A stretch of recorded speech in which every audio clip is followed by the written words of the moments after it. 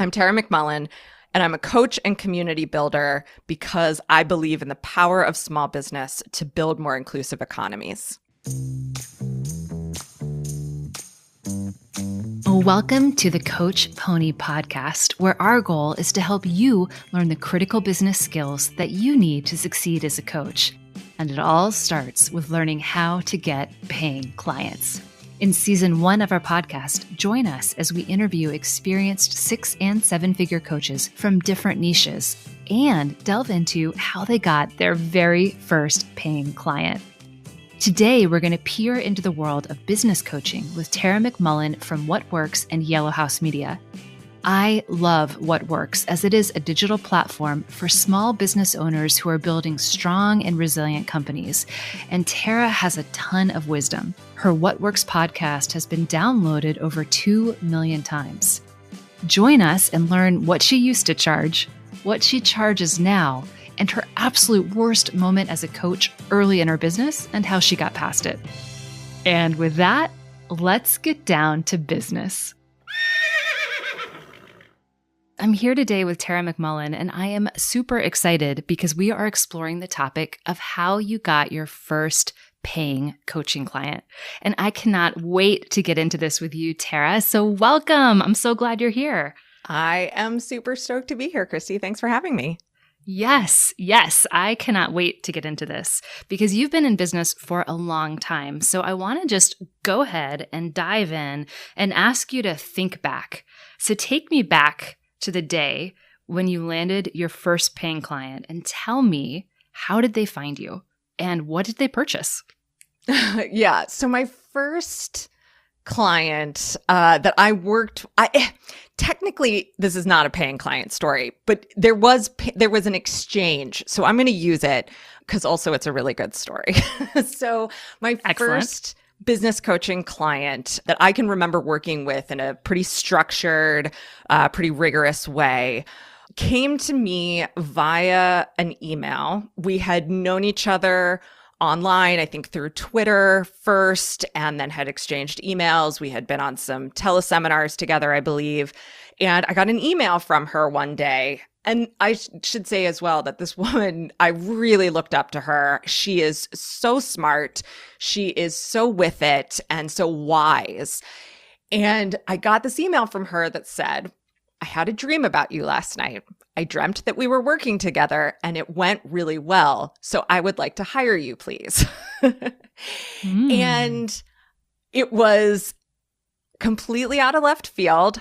It was, at the same time, it was a dream come true. It was also terrifying because I really felt like, what do I know? What experience do I have? What insight do I have that this woman doesn't already have from her MBA from an Ivy League school? And so there was a ton of just like, I'm not ready for this. This isn't what I signed up for kind of thing. And so I coached myself in that moment and thought, all right, this is an opportunity to say yes, Tara. And you need to say yes, even if you need to, make it so that it's slightly more comfortable for you. And so we did an exchange of services, which worked out great. And she was right. Her dream was right. It went really well for her. And what we worked on together is something that she still 10 plus years later, still sells, still makes gobs of money off of. It's the thing that she's known for, and we developed it together. And to me, it's still one of the things that I am most proud of in terms of my business coaching career, business coaching business. And it was a great experience on my end. I hope that it was a great experience on her end. I know it was on one level. I think there's probably other places where I know that I just really mucked things up and made it difficult.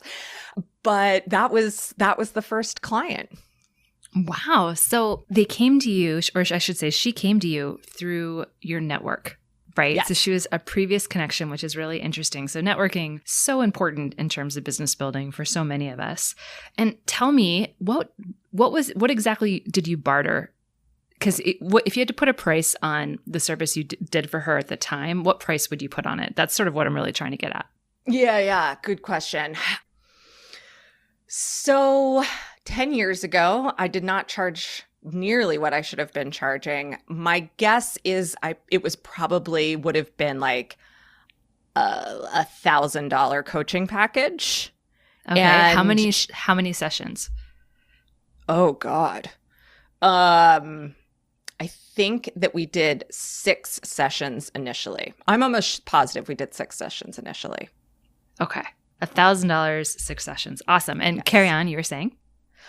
And so she bartered coaching services back. So she was a life coach, and so she was coaching me, I was coaching her, and probably because she knew better what to charge, she probably paid me quite a bit more than the value of what I thought I was supposed to be getting paid for a business coaching package at the time. So tell me, so this was 10 years ago, you said. Is that correct? Yes, at least 10 years ago. So, okay. So how have your offers changed since then? Do you do any more private coaching in your business?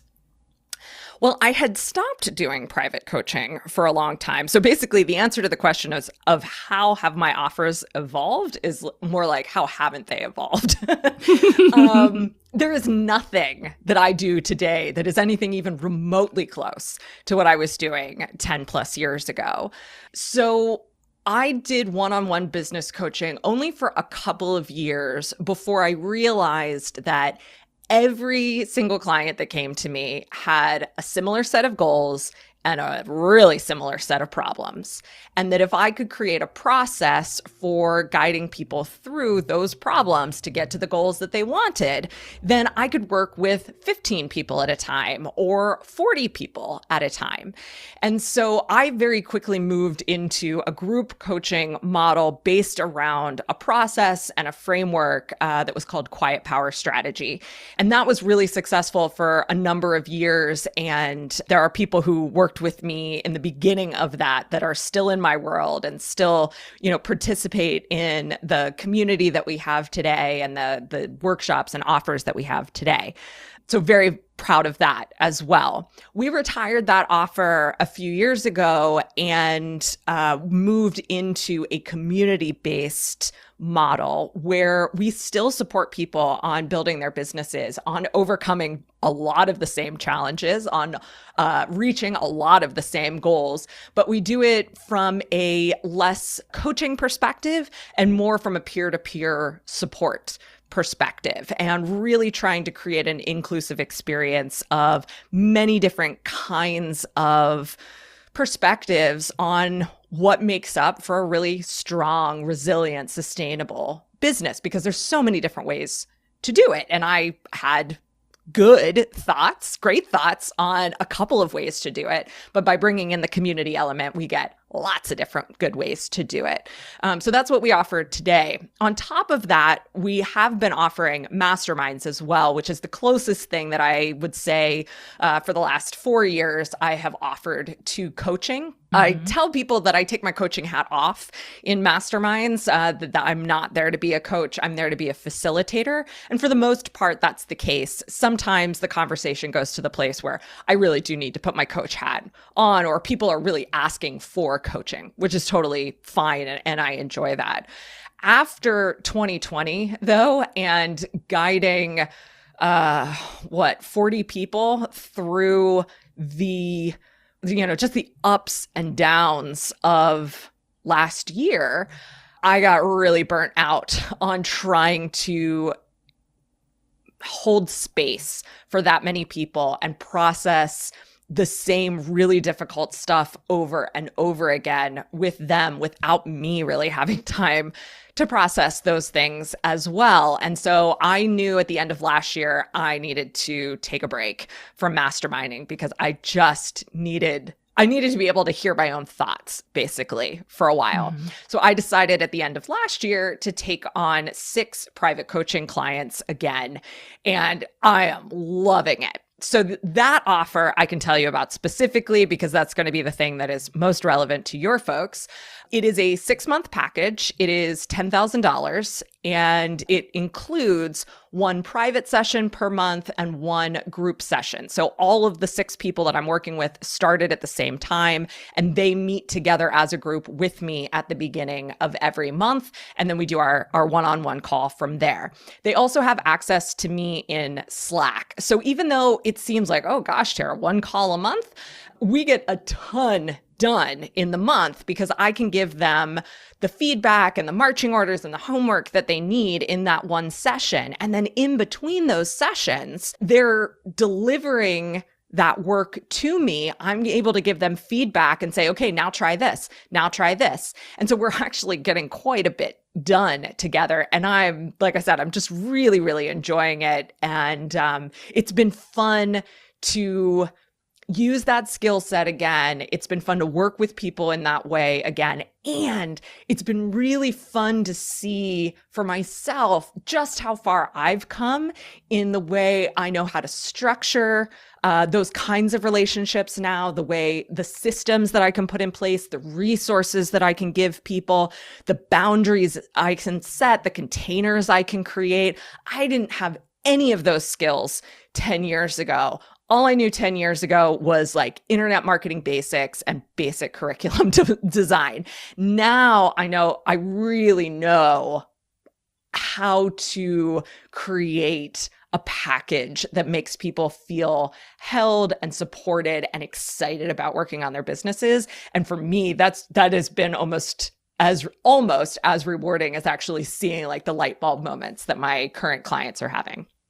It is amazing how much you grow and evolve as a coach and how much better you get at structuring your services and packages and just delivering results as you get more experienced and deeper into your niche. And I just want to say, wow, what a difference a decade makes in your business, right? First off, client 1 bartering roughly $1,000 for 6 sessions. 10 years later, $10,000. Right. And that's for 6 sessions. For 6 sessions. And that is an awesome growth. And I know you deliver amazing results. I want to go back for a second because for most of us, when we first started to think about becoming a coach, it's really terrifying. Mm-hmm. And it's also really hard. And the reason it's hard is because you're not just becoming a coach, which is its own enormous career skill. You're also becoming an entrepreneur. And a lot of coaches don't realize this. And so, that first year, not only as a coach, but as a business owner is a hard one because you're learning so much and you have so little to start from, right? Because it's a new thing that you're doing. So I want you to go back, if you would, to your first year in business because there's always some ups and some downs in that first year. Can you tell me the story of your lowest moment? How did it feel? What was it? And how did you work through it? So when I started my business, I was not a coach and I didn't know I was starting a business at the same time. Exactly. I knew that I was doing something on the internet to make money, but I didn't know I was starting a business. And so like many, many, many people, I kind of tried to figure out what was going to be the best use of my skill set, what people needed, and how I could meet those needs in order to create my initial offers. And so it was just a lot of like paying attention to what people were asking for, where they felt stuck, and then also just responding to people saying, hey, I really like your blog, but I need this over here. Can you help me with that? And I'd either say, no, I'm not the right person for that. Or I would say, well, I can try. And so one of the things that I offered in that first year was web design. And I did that for a couple of years, which web design is what ultimately led to business coaching, because I realized that I could get paid more to just tell people what to do instead of creating a mediocre website for them, which involved telling them what to do. So that's a different story, though. The story that comes to mind for me is kind of a 2-part story. In that first year, and it is web design related, but I think that, this happens in the coaching world too. I had told someone that I would do a website for them. I charged them $200.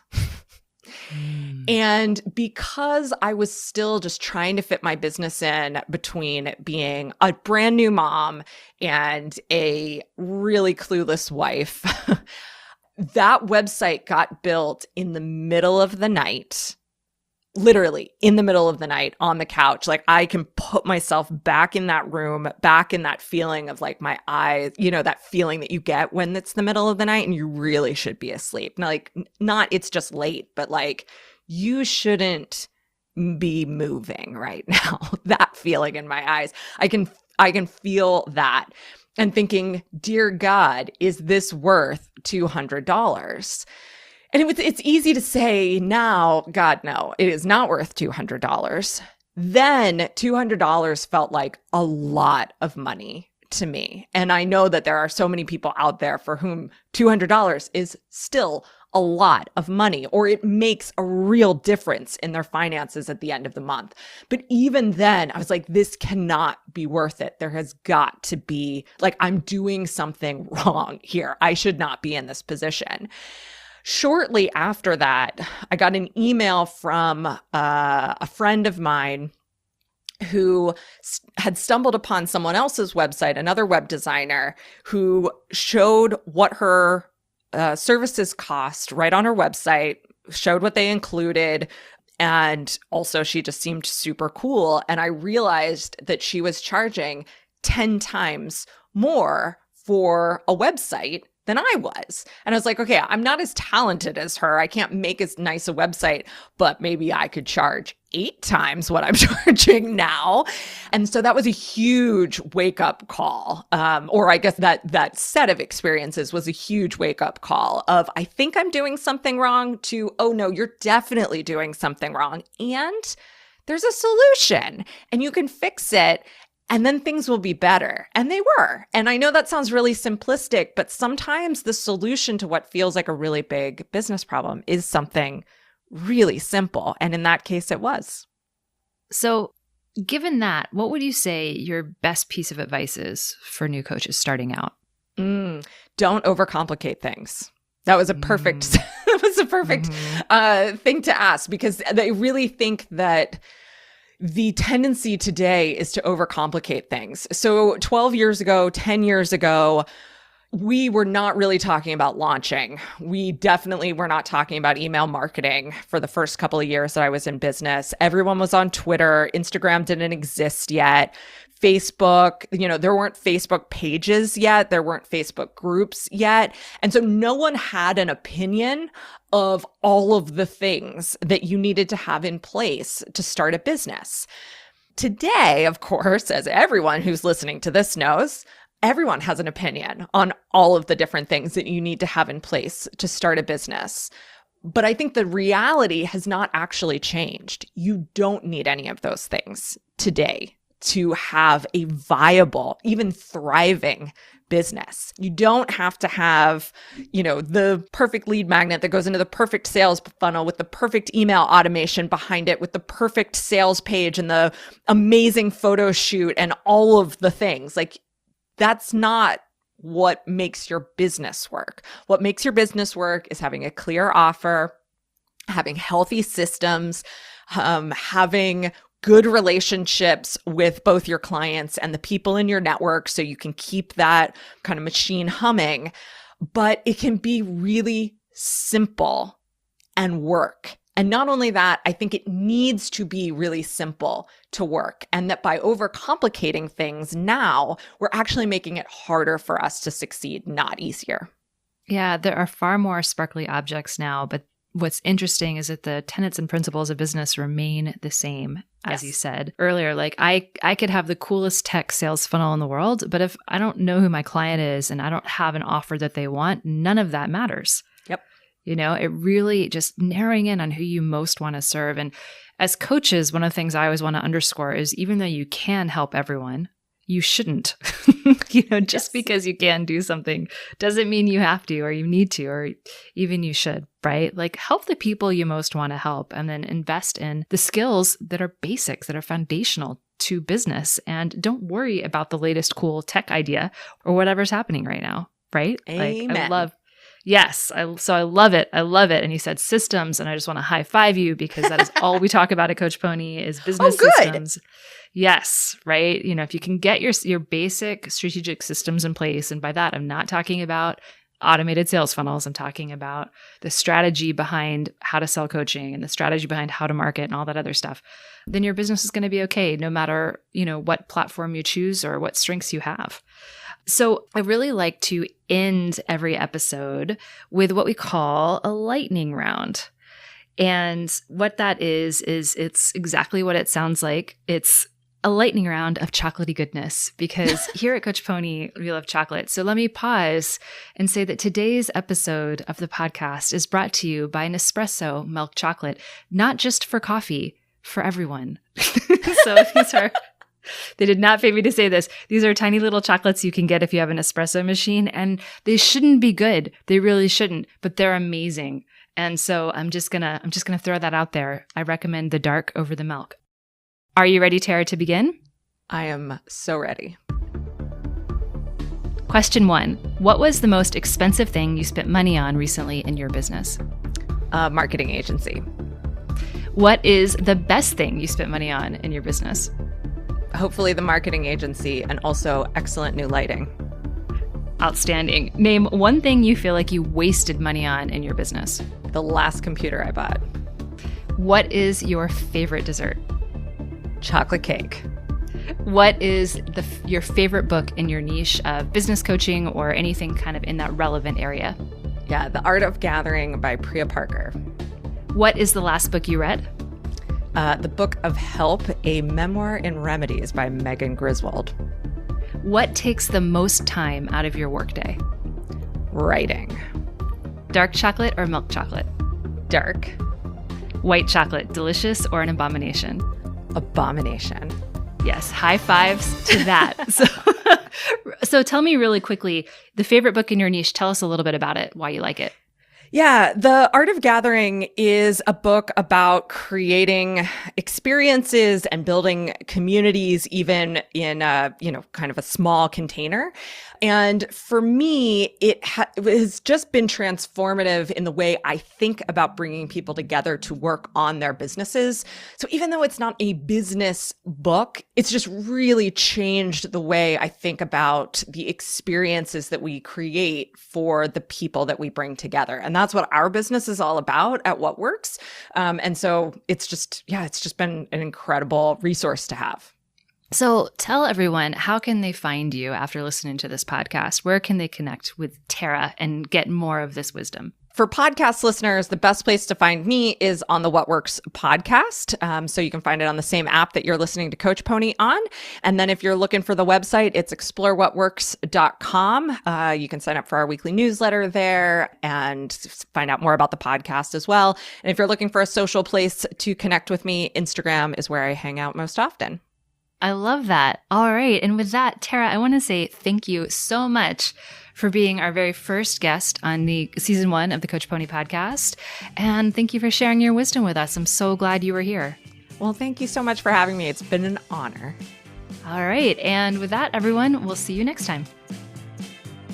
Being a successful coach depends on 2 things. First, being great at coaching. And second, being great at business. We know you are already a good coach. Now, our goal is to make you absolutely great at business. If you've ever wished someone would show you exactly how to find paying clients so you aren't staring at an empty calendar and empty bank account, please don't fret. Come on over to CoachPony.com and grab our free 26-page guide on how to start a coaching business that actually makes money. If you like step-by-step help that will demystify this process for you, we've got your back. Grab your copy of the guide at CoachPony.com.